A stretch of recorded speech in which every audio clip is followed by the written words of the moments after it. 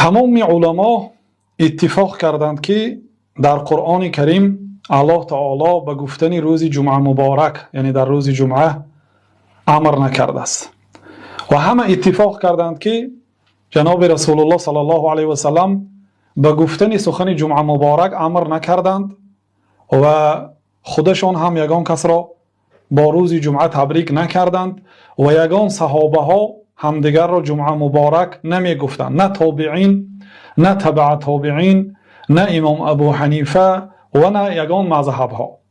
یگان عالم در طول تاریخ همدیگر را با روز جمعه تبریک نکرده است.